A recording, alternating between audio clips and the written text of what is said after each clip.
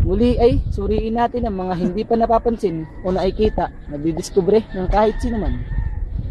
Ating talakayin, saliksikin ang buhay ng mga insekto gaya na lamang ng uri na ito.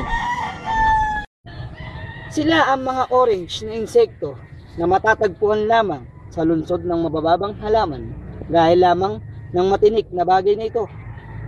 Sila ay dumadapo o kumukuha ng sariwang makakain dito upang sila ay mabusog. Yung makikita natin ay hindi po mag-asawa, sila po ay mag-ina. Mga kaibigan, tignan nyo ang kanilang buhay, likas na maswerte tayo. Pero kung mapapansin nyo, sa nangyayari sa kanila ay makakain lamang ay masaya na. Yan ang tinatawag na nilalang sa ating kalikasan. Kung ating papansinin, sadyang napakakaiba talaga ng bagay na ito. Sila ay may buhay din at yun ay kailangan nating galangin.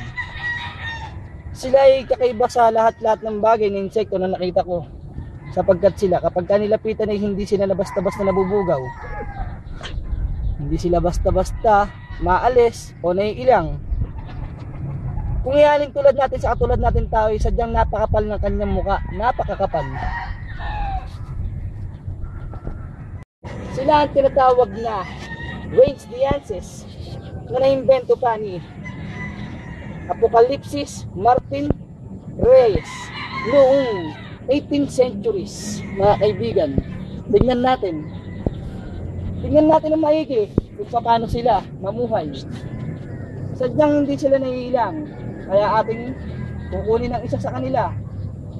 Mga kaibigan, tingnan natin, wala akong gagalaw, walang ihinga, sapagkat ito'y mapanganib mga kaibigan. Ayan na, medyo nagulat natin ng konti pero naniniwala ako na makuha natin to. Nauot, mailag mga kaibigan. Unahin natin yung anak mga kaibigan.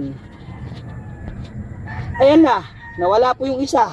Mga kaibigan, nawala Teka lang. Mga kaibigan, dito po nagtatapos ang ating pagsasaliksik sa mga insekto na kakaiba. Maaaring ako'y naawa pero natutuwa rin sapagkat sila'y masaya, sapagkat sila'y makakain lamang ay kontento na, hindi gaya natin mga tao ang kailangan natin ay pera. Walang wala. Ako po si Christopher Fidel, World to be Wild.